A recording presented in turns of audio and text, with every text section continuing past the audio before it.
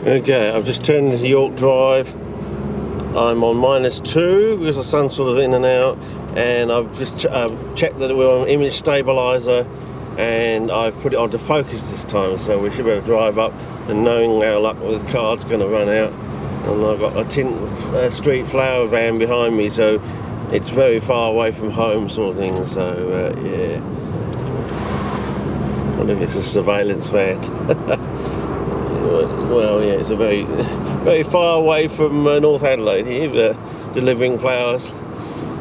Oh, it could be, yeah, it could be us actually, yes, it could be us, it could be Nana, of course, that could be why it's, yes. If you're going to send flowers, send tint street flowers. Okay, I'm just going to pull over and come off the side here, I think.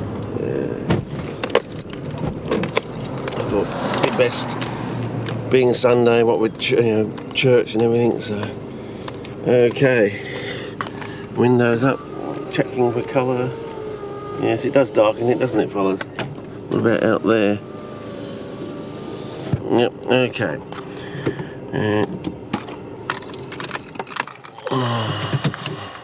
When we go down the Witawira track, we're running at 2 minutes 20 and the time is 12:20 p.m. 12:20 p.m, okay. So the time is certainly running away from us. I think it was 11 something before, wasn't it? So we spent a good 20 minutes out of the other side. And just for a bit of difference, I'm walking through the side here, past this lovely casuarina. Hopefully you can get some. Now, hang on, there's a good check. If we can get it to work for focus. Are we getting autofocus now? Without the zoom, are we getting autofocus? Sort of, yes, there we go. It does work on the focus. What about up there? It's a bit slower than my old camera, but at least it works. And there we go. Where do we track for you? Bit of loop in there, that's pretty early, isn't it? Looping's up already. Amazing. And we'll just come down here. I'm running at -2 at the moment because by rights I think I should be running at -1, but the sun does seem to be wanting to come out every now and again. And if it does come out, we'll have a good check. As I said, when it's fully out on a dull date like this, I think I should be at -3, maybe even -4, somewhere between the two. And this is where we get some glids growing on this clay here later on in the season sort of thing, and I think I just touched something. Again, that does seem to be a problem with this camera. It's so big and bulky that you do have the tendency of pressing buttons, pan and pause. And hopefully now we'll be able to see the difference between focus and zoom, if it makes any difference whatsoever. And that looks like it's picking up the colour reasonably well, fellas. So -2 may be the go. But then again, it looks okay in the monitor. I think it should actually look darker in the monitor. So when we get home on the screen, it looks perfect. So that may actually look too bright when I get home. It may be the test runs at determining the ideal is somewhere between 3 and 4, maybe 3.5 if we can get it. Maybe we can get it by actually setting it manually and fixing it. So I think it does have a fixing button here, sort of thing. But that's the gorge that was burnt out, was it 2012, I think it was? Forgive me if I'm out by a year. It was a bit of a hectic year, 2012. Being cheated, So there's one thing, mistakes do happen, and when you get many mistakes, but to go from having many mistakes to actually being purposely cheated and having it in writing so you can say that on camera internationally because you have it in writing. I wouldn't be saying it internationally on camera, putting it up on YouTube, if I didn't have it in writing to back it up. They say always have it in writing. Well, I do have it in writing, so that's why I'm saying it. So just putting it out there to everyone there, that's the way I'm saying it. Well, not only do I feel cheated, I'm saying I'm being cheated because I have it in black and white on various bits of paper, coloured bits of paper, lined paper, to back it up. I don't have an email account anymore. It doesn't work. So, ask yourself the question. you know, why with an email account that you were off for 5 years from 2000 you were on there from 2008 to 2003, I think it was, and then off for 5 years until 2008. When I went back on in 2008, nothing had changed. So someone out there had 5 years to tamper with my email account and nothing happened, not as far as I know. Maybe it was a wise person, just looked through all the emails and didn't touch it at all, so I wouldn't know it was touched. But then, within weeks of sending a JPEG of a page from my thing, to this person, who my dad has not mentioned in the house for a whole 2 years, and in my dad's world that means something. I don't know what happened with my dad, never mentioned what happened. This person was supposed to fax some stuff through to my parents' place. Never heard of it even arriving or anything happening to that, so something must have happened, I assume.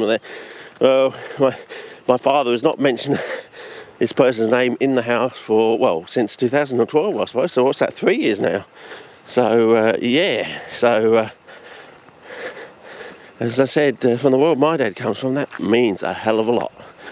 So just take it on board. When I say I feel in hindsight that I was cheated, and the reason I'm saying I was cheated because I have it in writing to back it up, you know, just watch yourself. You know, how does someone have a falling out with Sturt McPherson? That's what I want to know.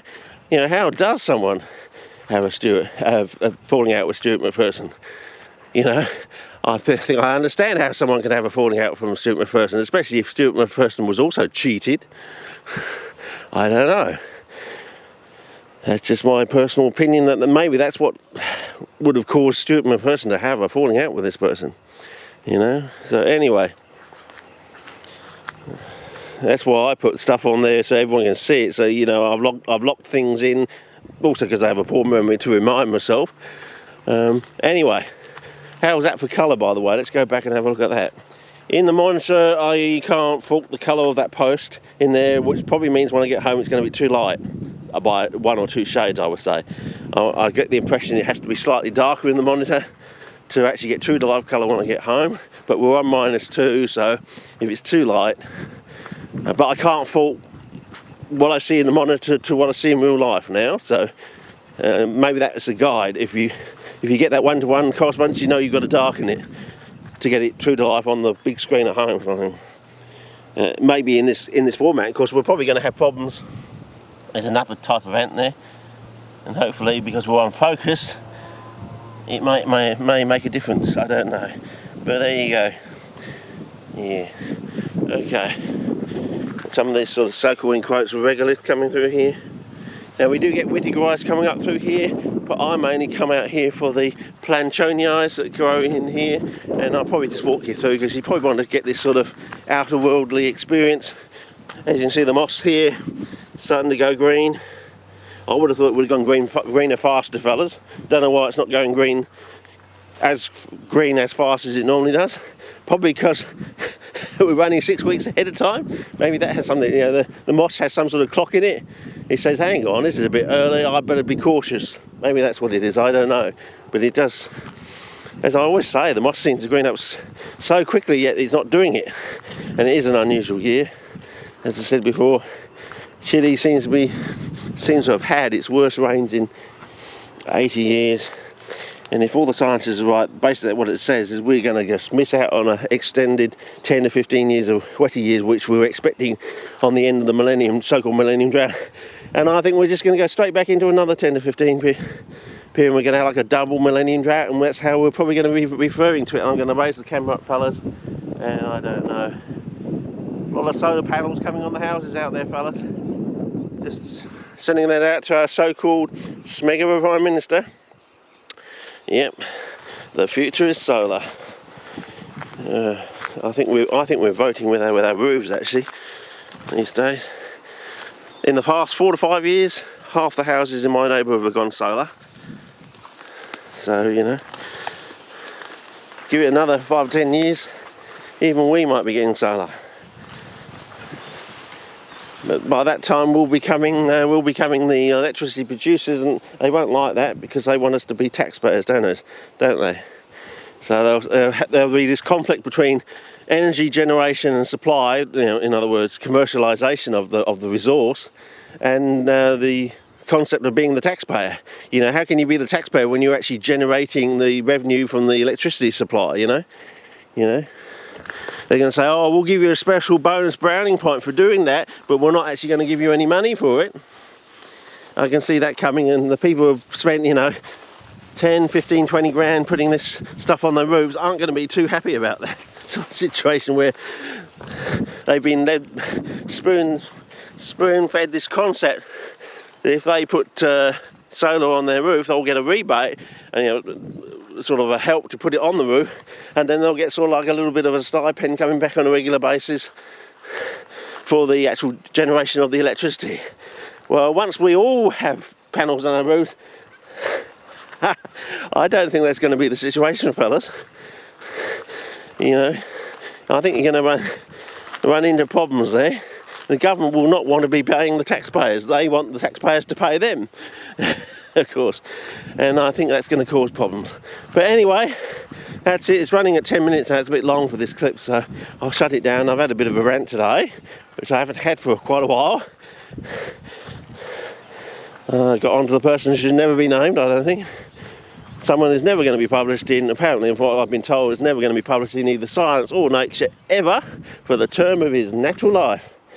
So there you go, just putting it out there. Like, to be honest, well, that's what I've been told. So I think that's a fair punishment. What do you think, fellas? Do you think that's a fair punishment for being cheated?